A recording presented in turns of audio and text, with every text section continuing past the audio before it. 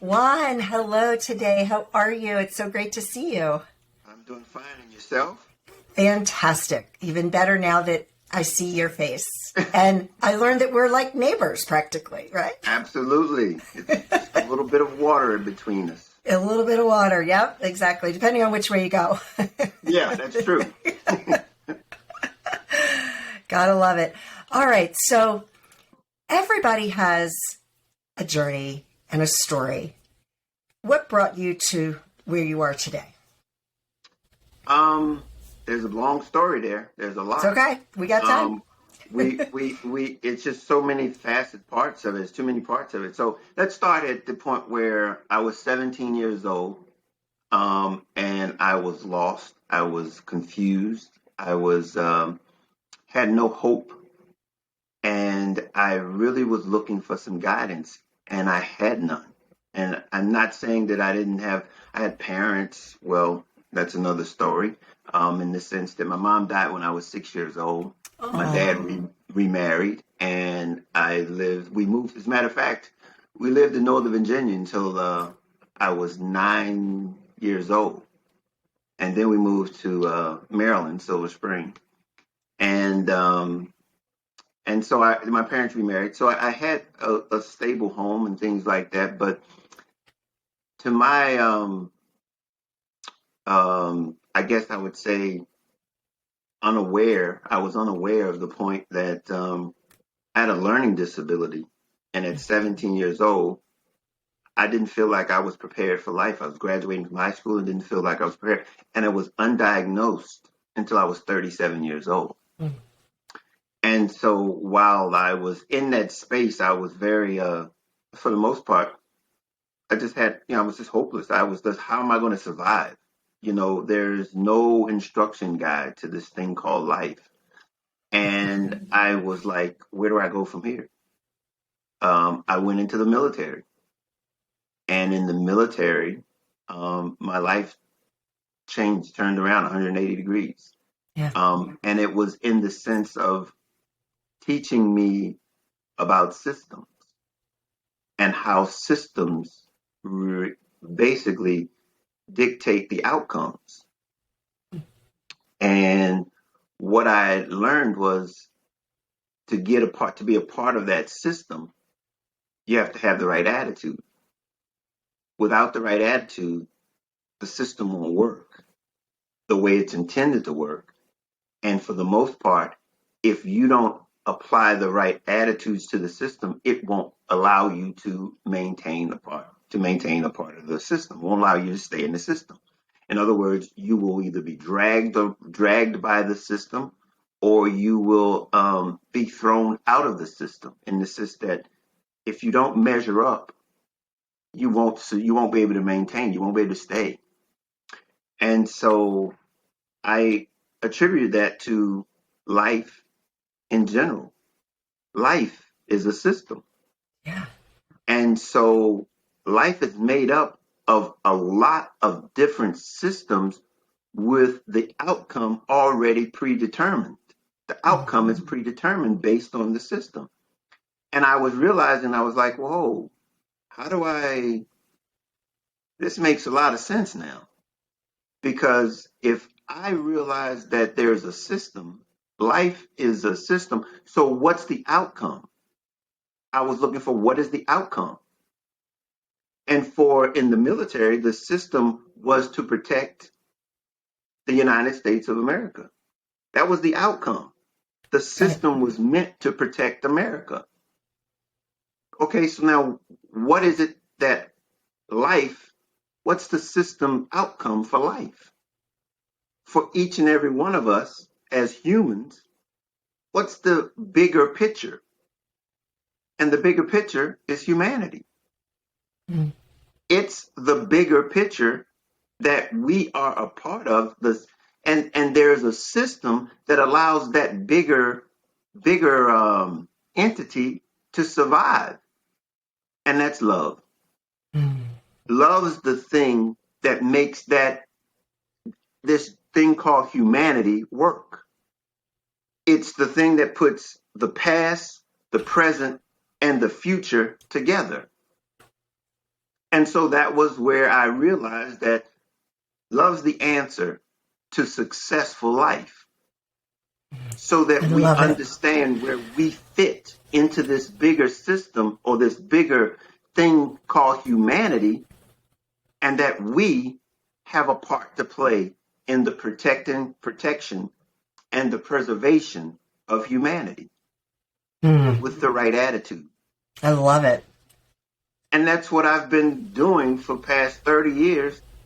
And that's where I've gotten to this point where I'm at peace, I'm content, and I have all my needs met because I'm connected to a system that will never fail. It has the outcomes that we all realize that we need to survive, to be able to protect and preserve humanity from generation to generation. There's so Mm, much to it. It's a very big order, and there's so many parts of it. But just to understand that the system is meant to protect humanity, and we're a part of it, and yeah. it makes it just that much clearer to anyone who understands that we have a part to play. We're important, and it's significant. We have something to offer, every last one of us. Yeah. I love that. And I'm a very system oriented person, but I don't think I've ever heard it put the way you just did. Well, But I think, like I think of systems, and I have a process. I'm very process oriented, whether it's putting my makeup on or washing my hair, all of these things, there's an order for me. mm-hmm. But I hadn't really thought about it with life. But I'm like, wow. Yeah. That's exactly. But see, and it's from that perspective, Yeah. everything begins to have places that you can automatically just fall into, and here's the outcome is already predetermined. Yeah. It's already predetermined. You know what you're trying to do. All you have to do is apply the right attitude to the system, and it's going to give you the exact same results. And here's the thing: it's generation after generation. It never changes. It's an input that gives you an output. So when you say attitude, that makes me think mindset, Yes, right? absolutely. Now, do you think that it's possible? Because when you talk generation to generation, some of that mindset can change for the better. Oh, absolutely. That's the thing that we're looking for. And that's what we want to do, right? That's exactly what we wanted to do. It's because the only time that we get a chance to input into humanity is in the present. Right. We invest our uniqueness into the present for the purpose of laying a foundation for the next generation to build on. Yeah. So then they're not going to, all we're going to do is invest it, because guess what? Now we're going to give them something that they can build on, and what we've invested into them will live on. Right. Because they are taking it up. It's like a legacy. It's picking it up and carrying it to another level, to another place. Right. But see, that's what we're here in this present time to do. And to understand that makes everything clear. It makes this journey clear. Yeah. We were talking before we started recording about my son, and I was blessed just to have one. I was told I'd never have children unless there was scientific intervention, and I didn't want to go down that route. And he was my miracle baby. And so then I was like in this place, and I had already been doing a lot of self-improvement work. But when he was born, I was a good 12 years into my journey, probably even more than that, probably 15 years into my intense self-improvement work. And I had to make decisions because I wanted to break certain cycles that I recognized that were in my family for generation upon generation upon generation. Mm-hmm. And I was able to break one cycle that when it comes to discipline, because I was physically disciplined to the point where it crossed the line. Mm-hmm. And I made a decision with my son that I was never going to put a hand on him. Not once was I going to spank him. And as a result, I broke that cycle in my family, at least in his lineage. So that's what I was just thinking about, because there's certain things that were carried through generationally that I did not want that to be a part of his destiny and his children, right? You gotta break that mindset. Absolutely. That's the investment that we, in many cases, a lot of the things that I share with people is that when we get to that personal development, and that's a very integral part in how love affects us individually, because before we can give love, we have to first be able to gain our own self-worth. And love allows us to do that. It takes those attitudes that we talk about, that I share about, and allow us to transform ourselves first. And then once we transform ourselves, then we're able to give out of the abundance to others. Right. And in many cases, we have to deprogram before we can reprogram. And that's the thing that you were talking about as it relates to that 15-year journey that you were able to administer, and that giving of something that you had already deprogrammed. And that was something that's like, I'm not going to do this. I'm not going to do this. It was not beneficial. You had to deprogram yourself, because it's very easy to transfer that to the next generation if you don't look and see where it comes from. Yeah, exactly. So true. So you are the founder and executive director of a nonprofit called Clear Journey. Talk about that. What guided you to start a nonprofit? Because I'm a huge, I've created multiple nonprofits in the past 30 years, and I'm thinking about okay, what's next on my list? Well, I mean, this one right here stemmed from my book, Love Made Simple. And it's basically where it brings the practical applications of love to life. Okay. And what we do is that we teach financial literacy and attitudes for success to teens and young adults, giving them a tools to navigate life's journey. That's it. And it's, that's what we decided to do. And it's just beginning. And so we're looking to expand it, put programs on, to basically help people reach their dreams, their goals, without having to go through the pitfalls that life will, in many cases, throw their ways. And if we can dodge them, navigate them, so that they're coming, yes, they're coming. But if we have the tools to navigate them, I think younger people can be able to get a head start on this thing called life. So critical.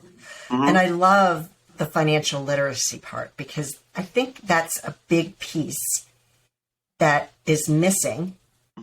They don't teach it in schools. Not many. My son, they're starting, but not many. I mean, again, back to my son, I know he had a semester on it.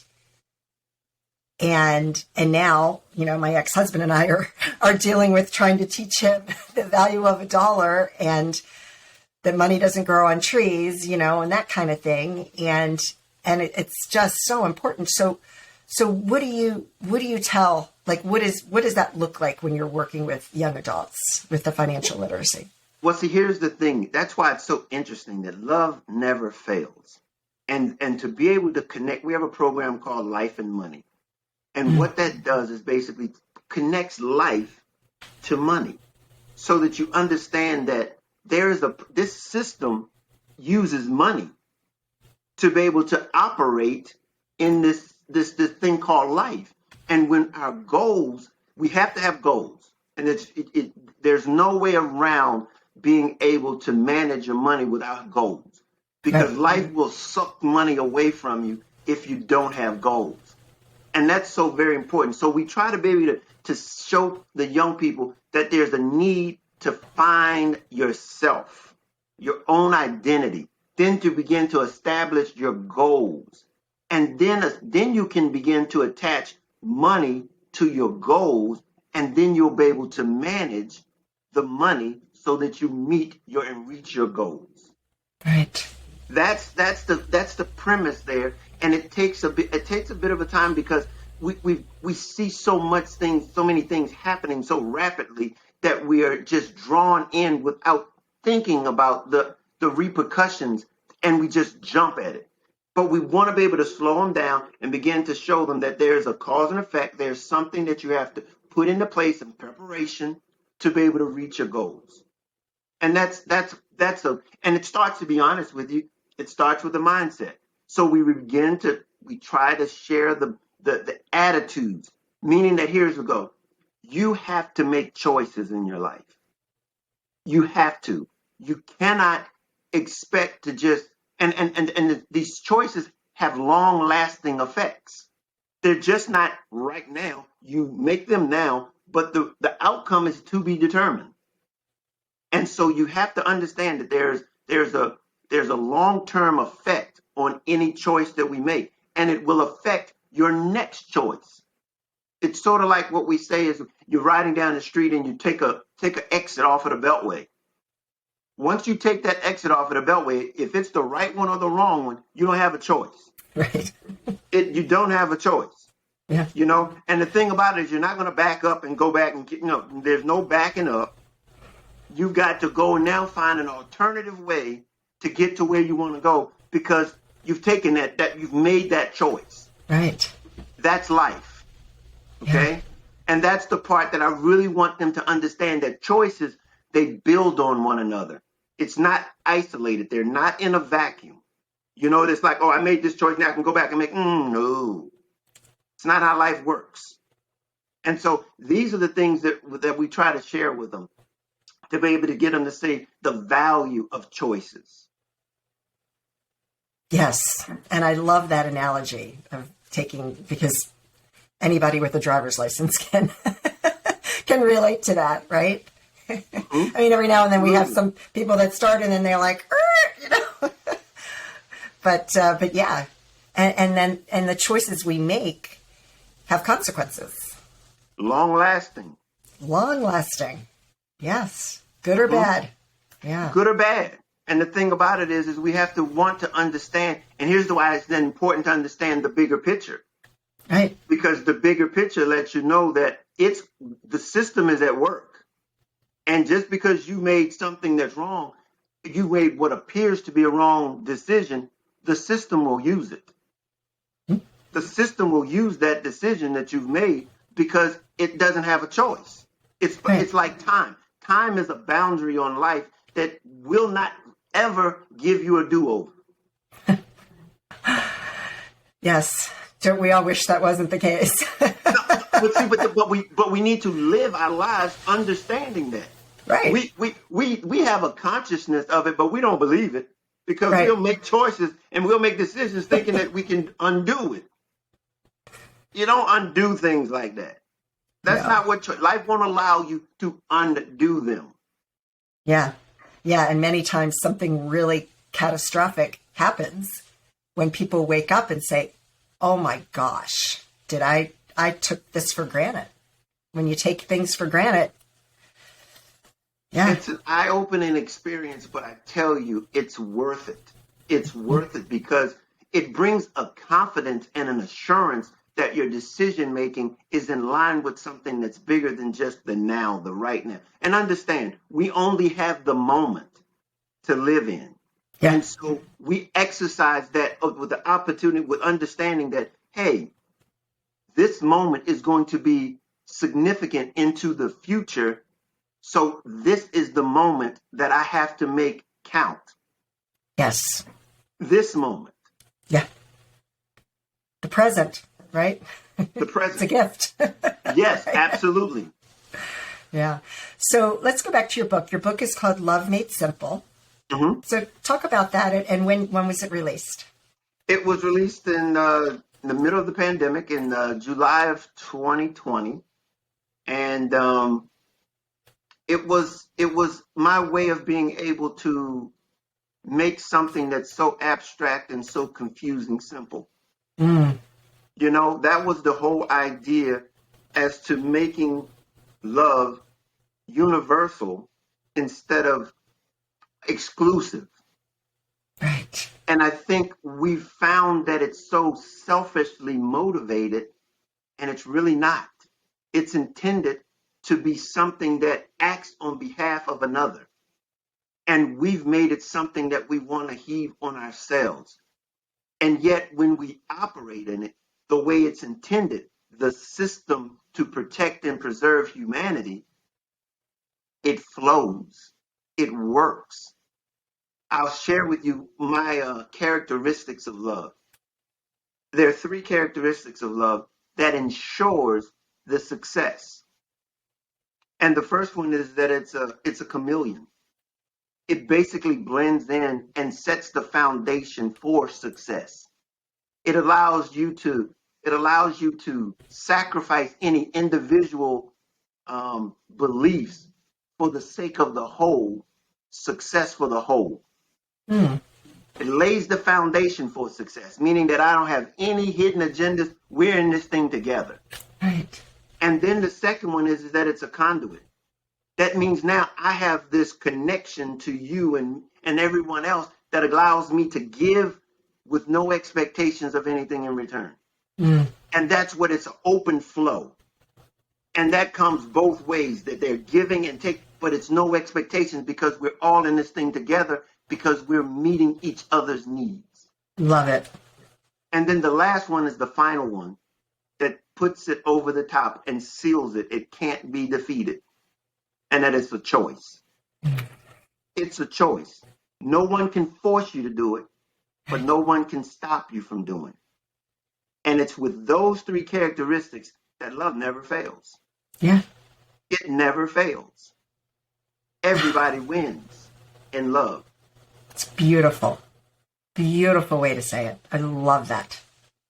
Love it. And it, I think especially in a romantic relationship, it's the same thing, but many times you do have to make those choices to stay. Absolutely. But see, again, when you get into romantic love, it comes after a commitment. Yeah. See, it's the commitment that keeps it together, but the love allows it to do it. Yeah. See, a lot of the things that I've come in, a lot of people bring that analogy and bring relationships up, and it's perfect. But unfortunately, it's commitment comes before love and intimacy. Mm. And when you don't put it in that right order, you end up with something that I'm very much opposed of, and that's conditional love. Yes. And there is no such thing. That's like an oxymoron. It's no such thing as a conditional, or the way we like to say it in the positive is unconditional love. No, there's either love or it's not. Right.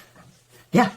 And when we want a higher level of love being unconditional, so no such thing. If there's a condition there, there's no love there. Absolutely. And it plays itself out in the relationship. Yep. Absolutely. I'm thinking back to other relationships I've had in my life. Yes. Mm-hmm. Yeah. I love that. That's a beautiful thing. These are the things that we want to instill in young people so that we can change the pattern that we've created. Yes. We presented something to our younger people, and that's really why the heart of me is to give them something that they can see hope in, instead of seeing what we're presenting, and that's leaving them very hopeless in what it is to see the future and what it can bring. And that's how we protect and preserve humanity, because at the rate we're going, humanity is going to be in extinction here in a few generations, because the system is being pushed out of its sync. It's not working, and we see it right in front of us. And we're accepting it without understanding that we're destroying humanity as a result of some of these nuances that we would like to be saying. We're changing things, giving things, we're trying to redetermine norm. redefining norm. The system determined norm. I'm shaking my head because my book that was released, I finished it in January of 2020. But in August of 2019, I wrote I'm looking at it sitting right here. I wrote something to the effect of, humanity, if things don't change, things have to change in this world. Because if not, it's going to spread like a disease. This negativity is going to spread like a disease. And I wrote that in August of 2019. No clue that we had a pandemic on the way. But yeah. That was the example that I talk about it. I don't think I might have speak about it in the book, but I finished the book in the midst of the pandemic, and it was very evident that we were not getting what this was all about. We're selfishness and love doesn't go together. And what we were doing was acting very selfishly for something that we can't understand. Humanity is bigger than just our own individual desires or wants. And this is something that I like to ensure I share with people, this experience is temporary. Mm-hmm. It's temporary.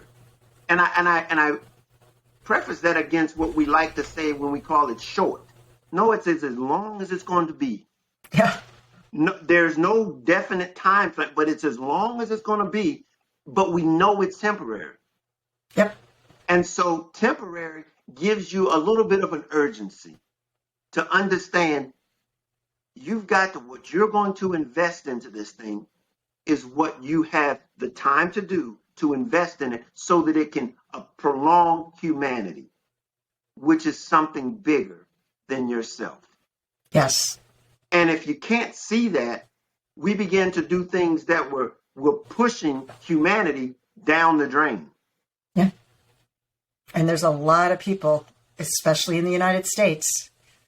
I have a lot of listeners worldwide, but especially in the United States, I don't think a lot of people really got what the pandemic was really about. And we didn't get it. And we're still not getting it. People are still not getting it.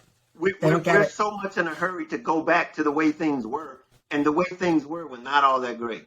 No.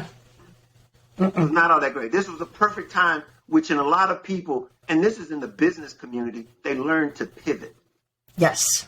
They realized that we were going to survive. We had to pivot. We had to think things differently. And a lot of people are looking at trying to go back and do the things the way they were. Things are not going back to the way they were. They're not. And if we think that they are, we're misleading ourselves and we're misleading others. Completely. It's not going back there. Economically, it can't go back there. No. So, yeah. And I don't know if you want to talk about the current events in the world, but that right there, I would tell you that life becomes simple when you see the bigger picture. Yes. And when you see something threatening humanity, like it is right now, you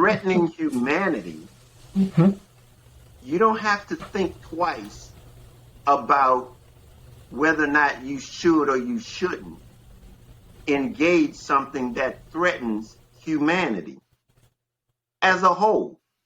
Right. As a whole, we are humans all around the world. Right. And we're not responding. We're responding out of fear, to be honest with you. Yeah. We're responding out of fear. Yeah. And hopefully by the time this episode is released, things will be resolved on the other side of the world. But probably not. Well, I tell God willing. I tell you, as we sit here today, it's something that we really need to really think about, because this is 3 weeks in. 3 weeks into a possible World War III. Yeah, Yeah. yeah, but see, here's the point. What other thing is greater than the threat to humanity There isn't. to start World War III over? Yeah, there isn't. There isn't. Yeah. But yet, selfishly, I'm not going to be willing to touch that. No. Yeah, I know. Well, Juan, this has been a great discussion. Is there anything else you want to throw in before we close up? Well, I tell you, I've really enjoyed it. Just to let people know that I'm starting a coaching program. Nice. It should be coming out shortly. To be in touch, you can get in touch with me at juanleetheauthor.com. You, by all means, I'm looking for supporters of my nonprofit. If you're willing or interested in finding more about it, it's clearjourney.org. Feel free to find out much you can. I mean, about us. Feel free to donate. We're looking for support. And you can catch me on any of my social media. Juan Lee, the author, on Facebook. Juan Lee on Instagram. Juan Lee, author, on Instagram. I'm Okay. also on LinkedIn as Juan Okay. Lee. And I will be on Clubhouse starting today, as a matter of fact. Thursdays at 1 p.m. It's called Agape Love. And Agape my Love. co-host will be on there. And come join me. Who is your co-host? Her name is Tanisha Johnson. Okay. Tanisha Johnson and I are having a 1 o'clock p.m. lunchtime. Nice. I'll be encouraging, helping people through to navigate life. It's basically in this time. It's basically about how do you deal with things in tough times. Love it. Love it. Well, you have so much to offer. I will definitely make sure your links to your nonprofit and your website are in the show notes. And thank you so much for the work that you're doing. It's just incredible. Hey, I'm very fortunate to be able to do it. I thank you for having me. And look, anytime I'd like to, we're neighbors, Yeah. Let me know if there's some things that you want to do. I would be more than happy to be engaged and support. Sounds great. For sure. Take care, Juan. Alrighty. Take it easy. Thank you. Bye-bye. Thank you.